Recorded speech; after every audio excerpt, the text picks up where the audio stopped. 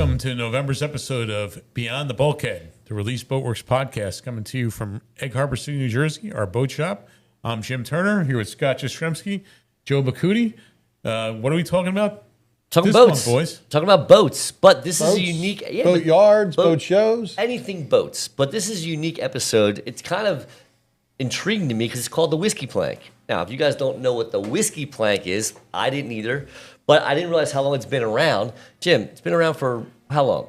A long. This is definitely tradition. Okay, and we're going to infuse technology into that now, tradition. Scott, it's different for us. The Whiskey Plank is normally what? it's usually the last plank of the hull. We infuse boats, so it's different for us. Our whiskey plank is when we pull her out of the mold. So I always, to me, it's like when our boat gets a soul. You're always like, they're not boats, like they're like legacy and they're like alive. And I feel like that's when they come alive. Is that when we do this the mold splits, right? Yeah, it's really, I think, one of the most overused sayings in this business is now she looks like a boat. Well, when she comes out of the mold, at that moment, she looks like a boat, and that's really when she gets her soul. So once or twice a month, the shop gets quiet. You come out with your bottle of Jameson, right? And everybody does what? We have a shot when she comes out of the mold. And instead of signing the whiskey plank, we sign the whiskey plaque. Oh, I see what you did there. It's right. It's a whiskey certificate. So we do this. We sign two of these. All the guys who worked on the hull and the infusion, we sign two of these certificates. We give one to the owner, and we hang up one in the shop, in our office. Actually, it's a little dusty in the shop. Very cool, very cool. Well, I think it's super cool, and I also know that these episodes usually have something, a glass full of something. And I'm no scholar here, and Scott, you're not a scholar either. But what do you think is in this glass? Let's say it's whiskey. Why? Because it's called Because the Whiskey Plank. Plaque. Sorry, the Whiskey Plaque. Oh, that's what we should name it instead of Whiskey Plank. That's a great idea. All right. So another great idea by me. So look, let's do it now. Flibs just came. We just got through Flibs, and I want to do a toast in honor of Flibs. Okay. All right. That sounds good. So here's to you, Mr. Fort Lauderdale Boat Show veteran. You walked 5 miles in shoes that cost more than your first outboard. You shook more hands than a politician. And you looked at so many boats and said, I'm never going to buy, right before you signed your first build slot. Those are my favorite guys. So here's to you, the king of humidity and heat and high gloss. You're a legend, and legends don't quit. They just rehydrate up at Hiamar Bar. Cheers.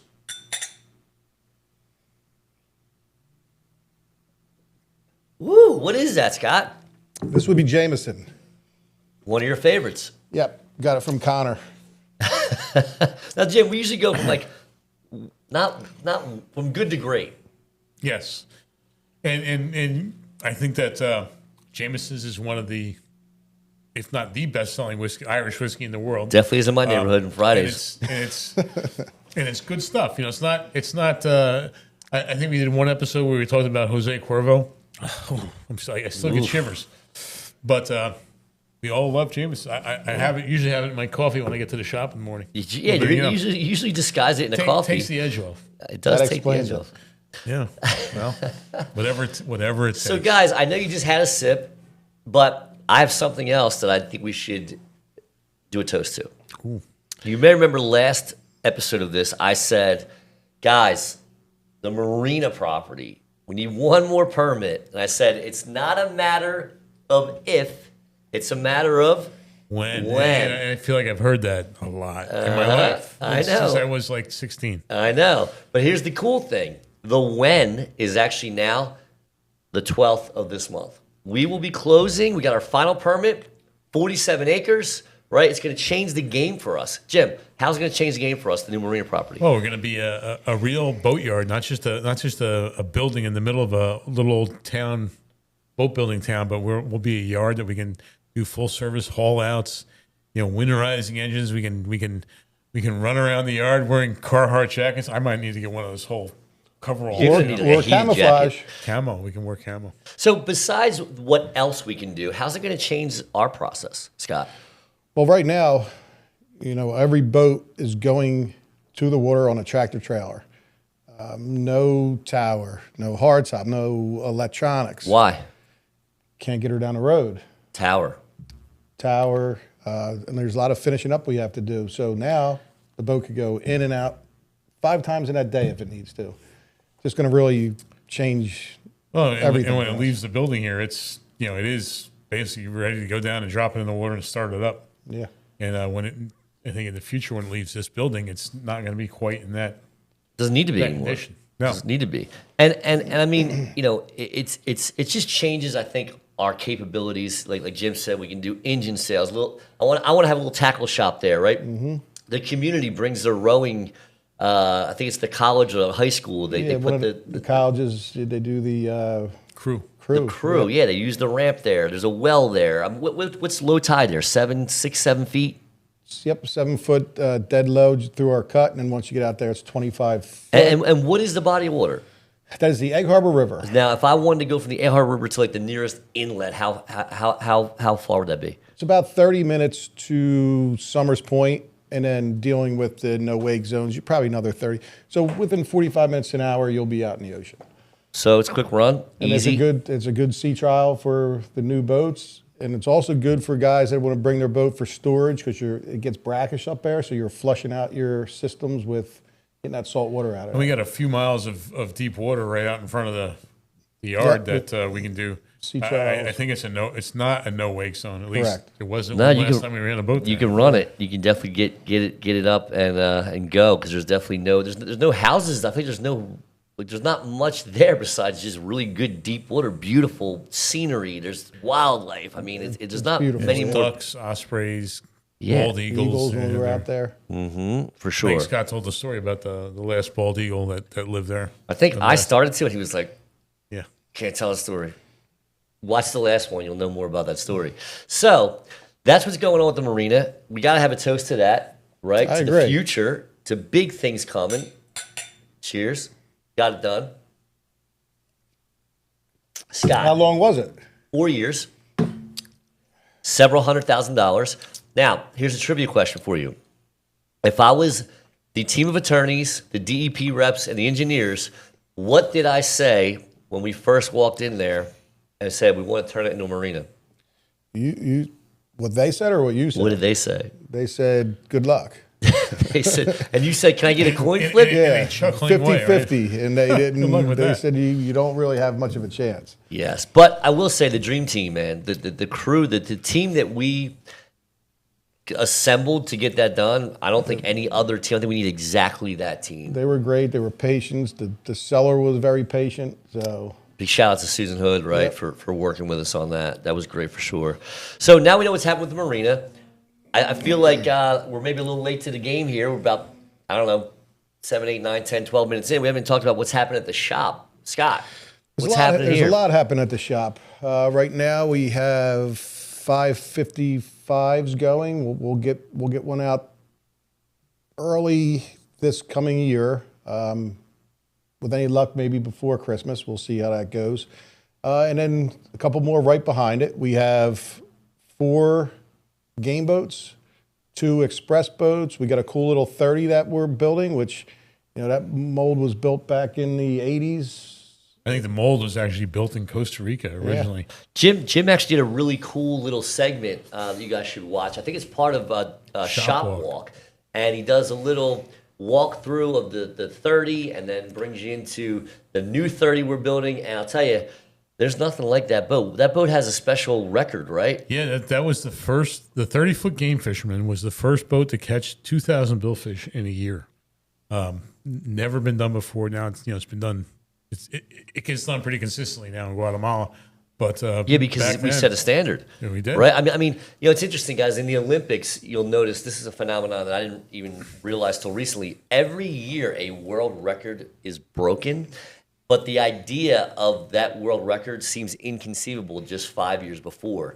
And I feel like that's what happened with Yeah, the it's like 2000. the 4-minute mile was something that they said would never ever be broken, and now, I think I walked a 4-minute mile this morning when I get my steps in. I think that's probably not true. But I will say that the 2000 catch was unheard of, and now Oh, people yeah. are aspiring to get to the next level. I think Bill Gates said 16 megabytes of memory will be more than you could ever possibly use. Yes, he did. Now Yep. it's like, yeah, I think my phone has more than that now. I think it probably does. So Mine doesn't. what now we had a meeting earlier and we talked about something we're a little bit like feeling some kind of way about when it comes to build slots. We're getting to a point.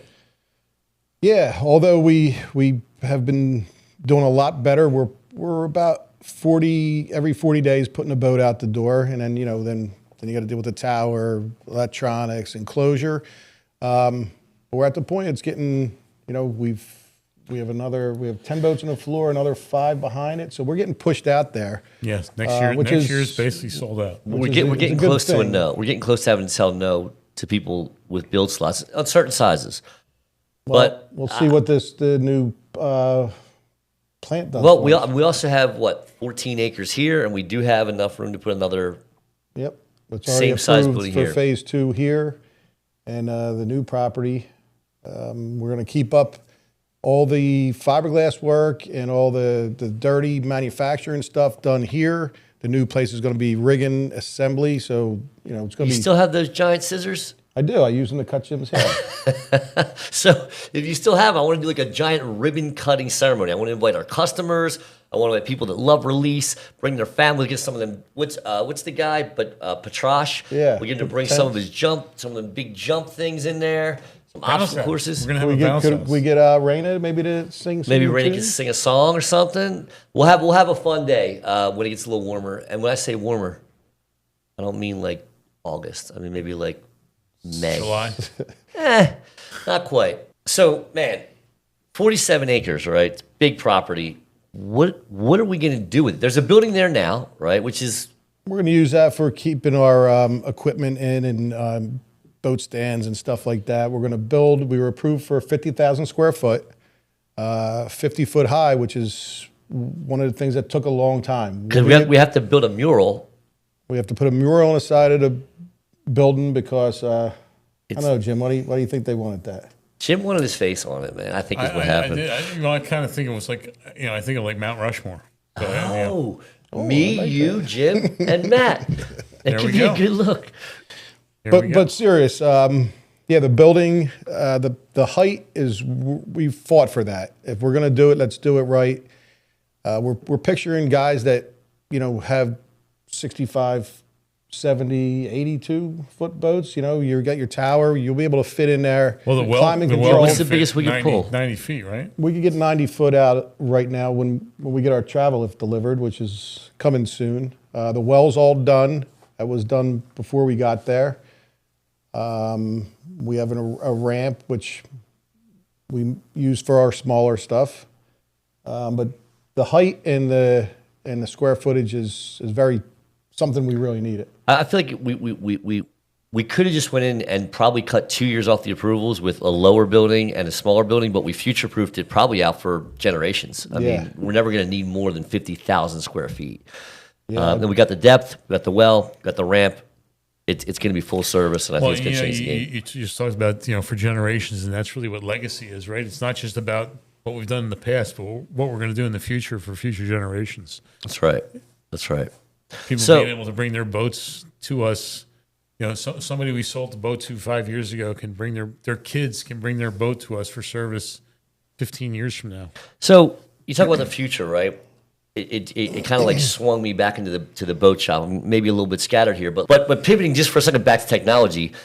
One of the things that I think is cool that we're doing this adaptive running gear. Like, can you explain a little bit about that transition for us? So yeah, this is our first boat. We're doing it. It's a 46 express boat. It's going to be going Puerto Rico, Bahamas, and Miami. All the above. So one thing that we do learn a lot from is our customers. They come up with an idea. We look at it. Sometimes we agree. Sometimes we don't. A lot of times if we like it, we'll let's make a mold out of this. We don't make a full mold, but we'll take that part. That will just help us because when they come up with an idea and we like it, we know we're going to be able to sell that on another boat. And that's been working out good for us. This is another instance of that. One of our customers said, I want to try this. Like, all right, we've never done it before. Took a little while to get the stuff, but basically they scan the bottom of our hull, and it tells you where the water is flowing. So they curve the struts, the rudders, and it's supposed to be more fuel efficient, less cavitation, and higher speeds. Yeah. So we'll see how that plays out shortly, in about a week or two. Well, that's a great example of one of the things that we do when it comes to technology, not altering the tradition too much, right? Like, we don't want to go too far into technology, but when there's little things like that can make a big difference. And I think that we've kind of come to adapt almost a new standard in a lot of cases. When we find something that works, that we like, that improves performance, we like to make a new standard. And our vendors, I don't know if they love us or hate us in all instances, but a lot of them are doing custom stuff for us. Like, as a true custom boat builder, we're pushing the vendors to do something different. We don't generally do off-the-shelf parts from our vendors. They'll step up, a little bit of time involved, but they'll step into the custom game a lot of times and build us something special, which I think makes our boats even more special. Yeah, I agree. And it's frustrating. Sometimes it's frustrating for the customers, but the vendors, I know they probably get frustrated too, but we're doing it to build a better boat. IBEX coming up, right? IBEX is the boat show for boat builders, right? I think it's in Tampa, right? Yep. And you go there and you find a lot of cool stuff. I feel like every time we go there, you think you've seen it all. Yeah. And you're like, somebody really way smarter than us came up with. Like, who would have thought to curve, like, with that adaptive running? If I was like, why don't we curve this? You'd be like, it's not going to work. Yeah. But like, there's this. I thought somebody dropped the rudders and the struts off the truck. Right? You were like, I remember you were like, we can't use this. We're like, no, like it's part of the thing. But that's the whole thing, man. IBEX is really great for being cutting edge, and I think that just like doctors, they have these things called CEUs, continuing education credits, right? They're CECs. Same thing with us. Like, I feel like we don't ever want to get comfortable and fall behind with the technology. I think IBEX is a really great representation of how to do that. Yeah, it does allow us to walk around and see the latest and greatest, not just cutting edge, but like bleeding edge.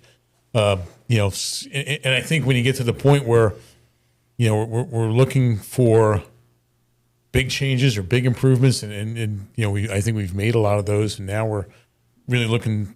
See, I think we had somebody in here from IBEX that showed us their anodes. Yeah, it was anodes. So they're using instead of using the traditional zinc anodes that most boat builders use, they had ones that were made out of magnesium or something like that, something very high tech, and and molded a different way, so there's actually more surface area without taking up more space, and just like a better lighter. We're always looking to be lighter. We try very hard to build our boats lighter because we just end up keep putting more stuff in them. So the boats still end up weighing the same, but the hull and everything else is lighter because the engines are heavier. The sea keepers, when there weren't sea keepers, now we have sea keepers in the boats. All the options everyone always wants. Yeah. Yep. So we weight. We've changed our through IBEX and everything else. We've changed the materials that we use. But we're talking about changing, and you won't find the high volume production guys doing that, and because every time you change, most of the guys have patterns for everything.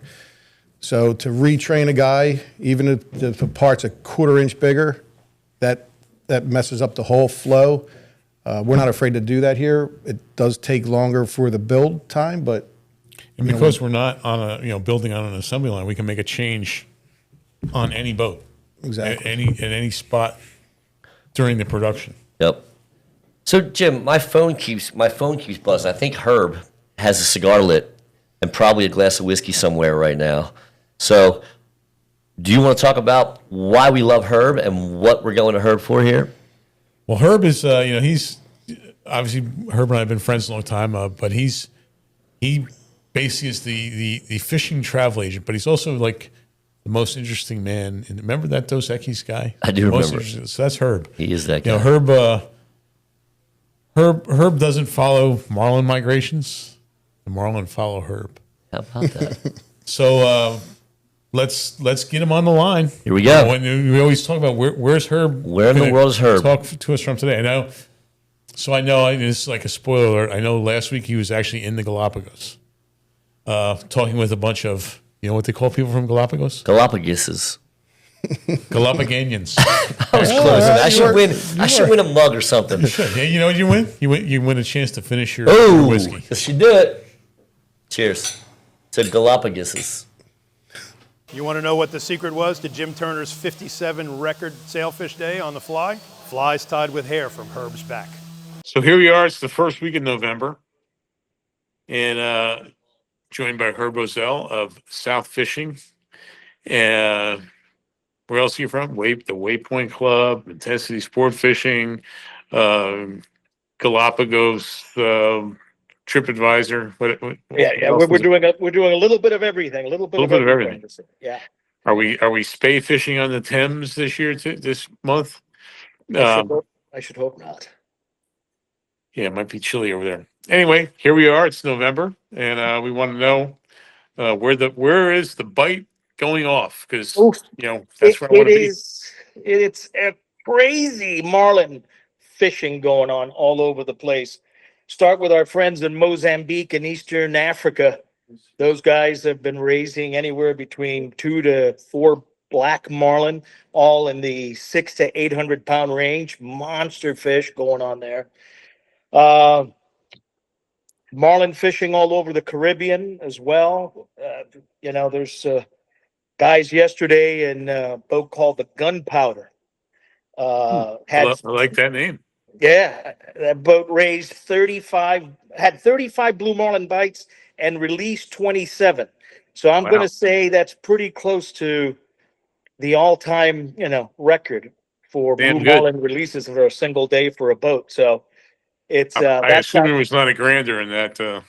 No. Tally. This we moved from Africa now to the Caribbean, to the little, to Hispaniola and our friends in Punta Cana, which have been a spectacular bite. I mean, there's just some crazy numbers coming out of there. That's been going off for about a month now, hasn't it? Yeah, it's at least good 2.5 weeks of steady, good blue marlin fishing going on there. So, and Guatemala is not far behind. I mean, those guys have been also raising anywhere from 3 to 10 blues a day. Mike had wrapped up yesterday with 24 sailfish and 6 blues. So there's some pretty hot fishing going on in Guatemala. And a bunch of I saw Jason putting up a few also, but those guys are also catching them on fly, right? Yeah. We had multiple. We had 3 days back to back. That was about a week and a half ago, where it's been a steady blue marlin bite going on. And guys on all the guys have been in Guatemala have been reporting some pretty good fishing. So can't go wrong there. It must be global warming, because it wasn't like that when I used to be there all the time. Yeah. Well, that's. I don't know. There's some stuff going on with some fads that they've been placing out there. So I think when you were there, it was pre-fad. So. Well, I also think that I really feel like, back then they didn't expect to raise blues, so they didn't really fish for them. And now I think it's got a lot to do about attitude. The fish are there. Maybe the fish were always there, but just nobody was, everybody wanted to go out and catch who can catch the most sailfish today. And, they weren't thinking so much about the blues. Yeah. I think the fads, the fads have a lot to do with it. These fads that in Puerto Rico and Costa Rica, in the Dominican Republic, and now in Guatemala have a lot to do with keeping the fish there. So, and that's a great thing that they have, in common, is that there are fads and there are good fads that they put out there. So if many countries, I think, should look at the possibility of installing some fads if they want to get some sport fishing development going on in their own countries like Nicaragua and probably El Salvador would be another good good country to consider. And that's our good friend Bill Pino from Squid Nation is on his way over to at the end of the week to El Salvador to fish the El Salvador Billfish Tournament, the international billfish tournament they have going on. Yes, our old friend Paco Saka he's been running that since the beginning, I think, right? Oh yeah, yeah. I think that I want to say this is year 30. I'm not exactly sure, but it's been around for a while. So good tournament and a lot of fun, and it's got a little bit of everything. Um, Down here in Florida, I think that guys like my tackle friends' favorite fish is going on, which is we got a great wahoo bite from here from South Florida to the Bahamas. And as soon as this little cold front comes in, the next cold front comes in, we should have a pretty good sailfish bite snapping as well. So lots of stuff going on down there. And going back to the marlin, let me jump back. I accidentally jumped over our friends in Australia. Friends in Australia have been recording 6, 7, 8 black marlin raises a day, and all fish in that 700 to 900 pound range. So some really good fishing going on in the ribbons right now. So Wow, that's is this normally the time of year for that?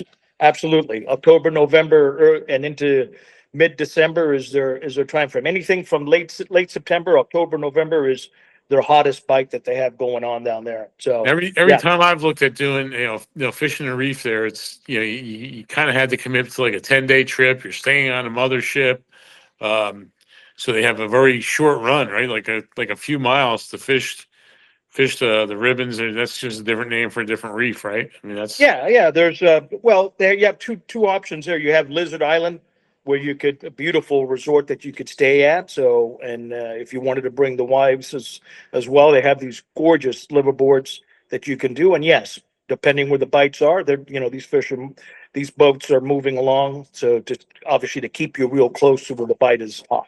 So so we talked about blue marlin, black marlin, Atlantic sailfish, Pacific sailfish. We just did a little contest every one of these episodes where I have it's like Jim Turner versus AI, and it says what is the hardest billfish to catch. So what is your opinion on that? I'm not going to tell you what my answer was, but hardest, I would say the rarest would be probably the spearfish. Yeah. So I would say if we're yeah, measuring it on the rarest fish, it would probably be the spearfish. yeah, Probably. spearfish to me seems like it's a bycatch. It's not usually you don't go out and target spearfish. Yeah. Well, So the guys in Hawaii, guys like Kevin Nakamura, who just got an award, the Tommy Gifford Award from IGFA. He does a great job catching these fish on light tackle and fly, so on spearfish. So if it's in your bucket list to catch, put it down. I mean, Hawaii would probably be the best location that you can say, catch a spearfish there. So probably, the other fish that I would probably think about would be the swordfish. Such soft mouths, and the bigger fish are tough and they jump. I know people don't think that they do, but they do jump and sometimes they do come off. But spearfish number one, probably followed by swordfish. what are you smoking there today, Herb? This is a 1926 Padron number 9. Delicious. One of your favorite sticks. That is one of my favorite sticks. Yeah. It's you can't beat that. I know you were in sending me pictures from a cigar shop in London a few months ago where I thought you were showing me the box price, but it was actually the per unit price. Yeah. It's a little rich for my blood, but 500 pounds for a cigar. Yeah. That was the Hike from Cohiba. Yeah. It's up there as the number 1 cigar. And that was out at there. I think you were at Davidoff, right, in London. Yeah. Yeah. Davidoff with those guys there. Fun group, father son combination that runs that shop there. Beautiful place. The only thing that I didn't like is that you can't smoke there. They do, but I guess you have to own the place to do it. But the Ritz Carlton just down the road, of half a block down, great cigar. Also has plenty of good selection and has an amazing smoke shop. So it's something to think about. So what? I noticed you just took a sip of some light brown liquor. What are you drinking today? Bushmills, the 10-year single malt. So it's Uh-huh. Irish. It's Irish whiskey month. So Representing the northern part. Scott's over here in the background. I think he's just pouring himself another Jameson. oh, But so you know, the other half of the other 3/4 or 90% actually of Ireland covered, and cool. So we've had four Irish whiskeys today. Excellent. And it's only 1:30, so we're doing great. So where are you talking to us from? I am at City Cigars here by in the Yeah. Coconut Grove area. I love this place, and the guys do an amazing job, have an incredible selection. So if you're ever in Miami, you need to come down and pay a visit.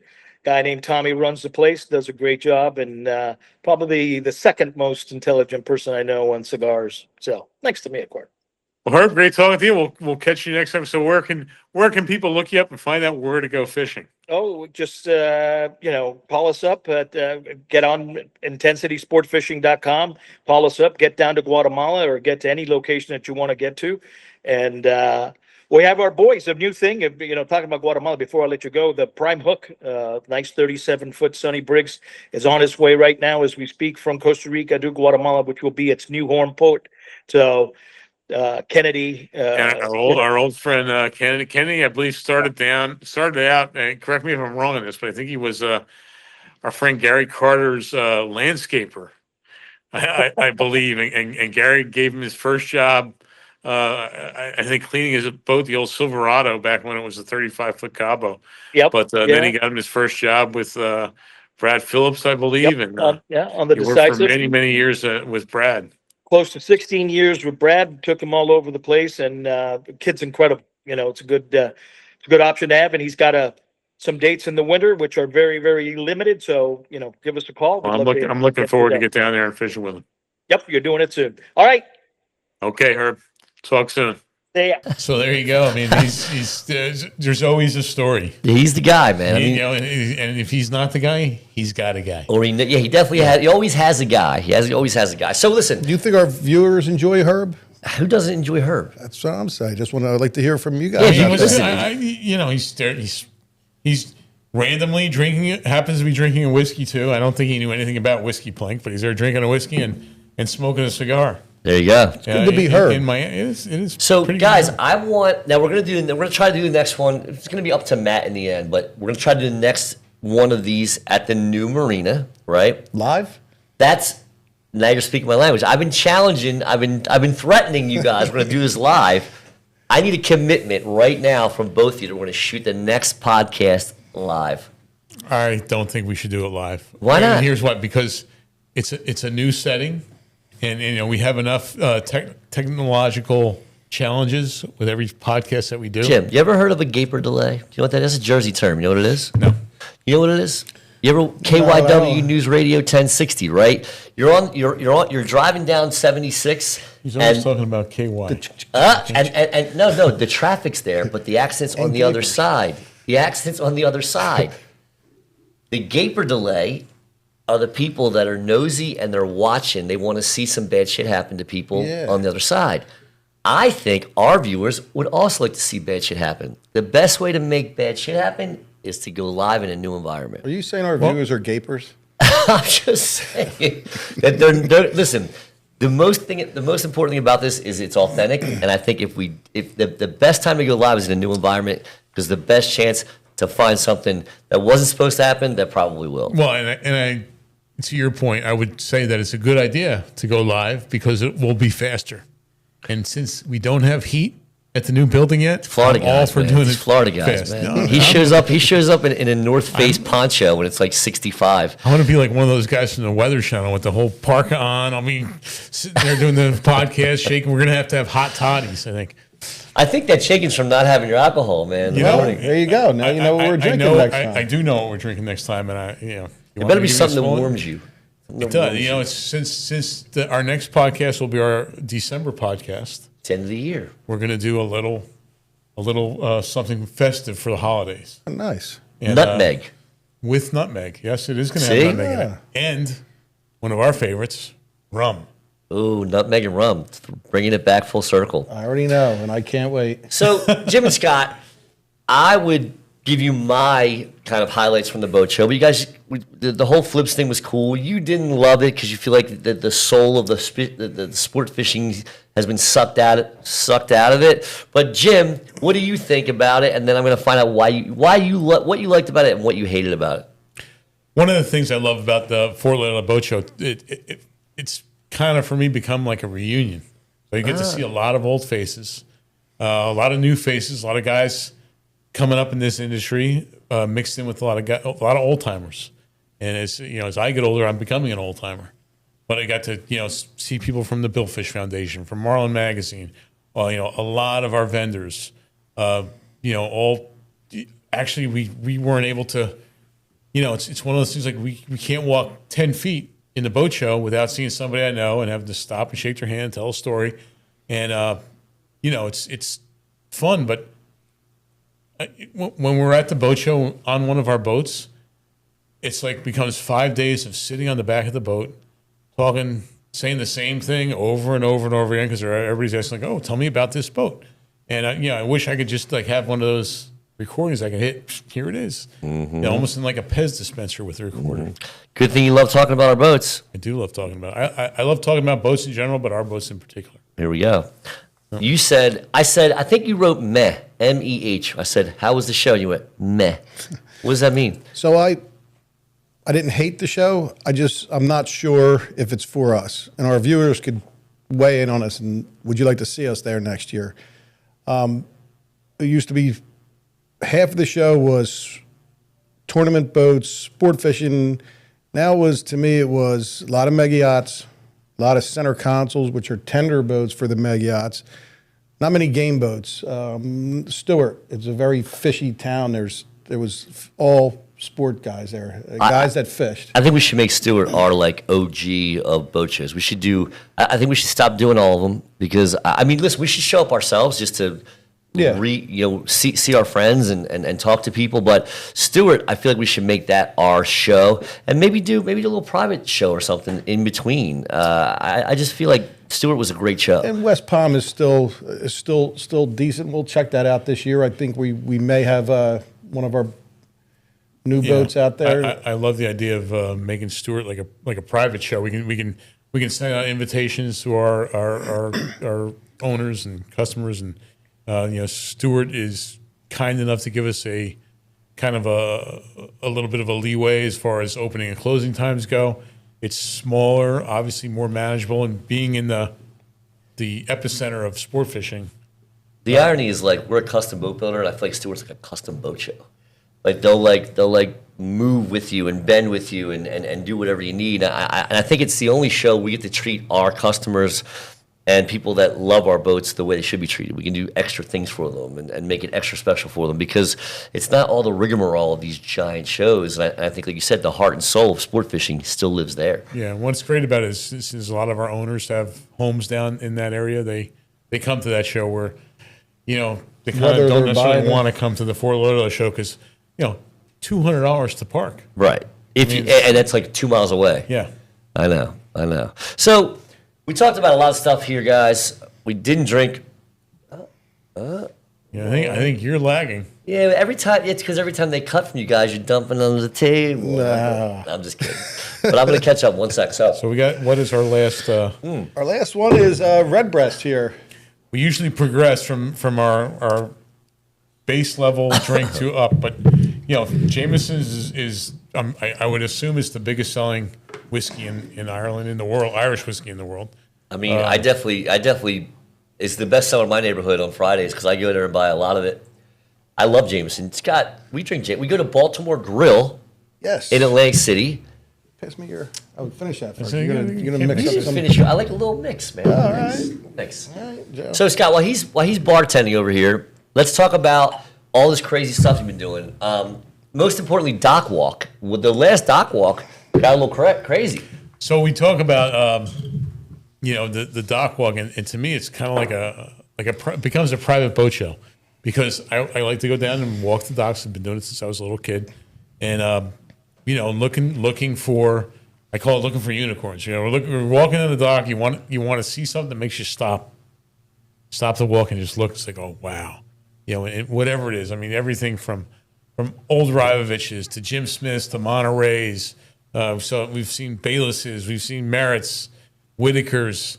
So that's what we're always looking for. And I think that the last episode we filmed was at South Jersey Marina in Cape May, place that Scott told me I got to go check out. It was a little bit late in the season, but we saw some unicorns there. Saw some old topazes too. That I think Scott that might have been why he sent me over there. He probably built those. Yep. But You did. You didn't go to the watering hole I told you to, though. What happened? Well, our cameraman had a date that night. So now I'm not gonna do a spoiler. I'm not gonna do a spoiler here, but something crazy happened at the last dock walk. Yeah, we were kindly asked to leave. That's so called kicked out. Yeah, I've been kicked out of better places. All right. And I'll probably be kicked out again. But it's we still got a little footage. I don't know if we're allowed to show it, but they didn't ask for our camera. Well, or your autograph, or the autograph. Well, no. I've heard rumors about how that went down. I'm excited to see it. You guys should keep an eye on that one because that's going to be for sure. That will be an upcoming. I'll give a little spoil. It happened in Stewart. Oh, Stewart, Florida, where at a marina that I had a lot of history with. Actually, one of my favorite boats that I've owned was from that marina and named after the marina. That's not the name of the marina anymore, but that was the marina. There's maybe that's the contest. What was the name of that boat? What was the name of the marina? we need a contest. That's good. What? All right. So, first of all, grab one of those good-looking tall-looking wooden cups over there, Scott. That's the prize. Oh, this is the one that Craig never got in the mail yet. Yeah. Well, we did send it. If you didn't get it, probably lost. What that? Yeah. All right, so with that. So, but if you want to win one of these, the Release Boatworks dual-walled insulated whiskey mug, you have to be the first one after this goes live to comment with the correct answer to this question. What was the name of the marina and the name of my boat that I bought 20 years ago? That's two questions, man. was the That's name? two mugs. But the same What was answer. the builder of the boat? Oh, I can't give that. So much. wait. That's way too- So the hint. That's already enough. It's a Stewart Marina. So the hint is they're both the same name. Well, it's not the same name. Used to The be. marina is not named that anymore, but it used to be. That sounds really simple, man. I'm It sure is everyone's very going to get it. You need to name it Jim's know- boat. What the I'm- old name of the marina I'm was. going to bet that Craig answers it first.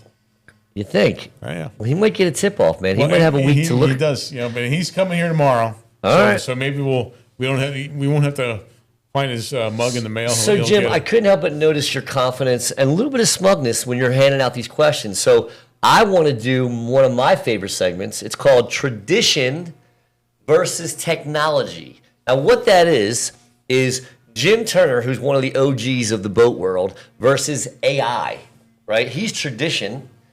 AI is technology. So what we do is we feed a prompt into AI, ChatGPT, and we ask a question, and then we don't tell Jim what the answer is. You guys will see it, and we see if Jim can either beat or tie with ChatGPT. We always ask subjective questions to make sure there's no right answer per se, but it's a matter of opinion, and you guys should weigh in and see if you can sway the differentiation, if there is one way or another. So my question for you, Jim, are you ready?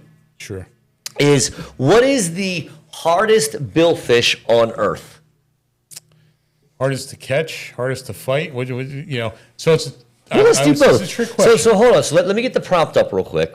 Matt's going to put the prompt up. The first prompt is, what's the hardest billfish to catch of every other billfish? So I would say that the hardest billfish to catch. Maybe we should say the easiest. Wait, is he answering it? Yeah. He's getting Yeah, I'm well. gonna answer The right now. audience can see what ChatGPT said. Let's see if Jim. I know. I mean, for me, interestingly, I feel like I've known this answer for a long time because several years ago I was asked to be a guest on Tread Barda's TV show because we both wanted to catch the only billfish that neither of us had ever caught, and that was a spearfish. Spearfish is usually it's easy. It's Final It's answer? not big. That's my final answer. Spearfish. Okay. It's we went to Kona, and I caught one and Tread did. It's just called a spearfish? There's like short-billed spearfish, long-billed spearfish, but it's a spearfish. All right. Scott, you agree? If it was years ago, I would say the daytime swordfish. Oh, you ever catch one of those at night? Yes. He was all out of sorts. I'm going to say the hardest fish to catch is the daytime spearfish at night. All right. So, guys, we'll see what happens. We don't know yet what the answer is, but there's tradition versus technology, and you should comment. And that's not a hard, solid answer, so you should try to sway us one way or another. And with that, Jim, I want to hand it over to you to take us out. Well, that's it. I hope you guys enjoyed this month's episode of Beyond the Bulkhead. Jim, remember that time I told you to put your phone on silent? I know. Perfect time. We used to have to get up and say the Pledge of Allegiance. The phone rang during a meeting. But I'll do that afterwards. All right. Anyway, next month we'll be coming to you maybe live, but regardless, we'll be coming to you from the new boatyard. That's going to be our December podcast. That'll be the last one of the year. It'll be the end of the year and the start of a new beginning release. Right now, it's just a yard, though. Just a yard. Okay. It's a yard, but you say that. We'll see. Ooh, do you guys want to do a skeet segment where I can just smoke all of yous? Yeah. All right. I'm in. Here we go. We got enough room. So we'll shoot some skeet. We'll eat some meat. We'll got a little barbecue going. And we'll see you guys next time on Beyond the Bulkhead. Release Boatworks.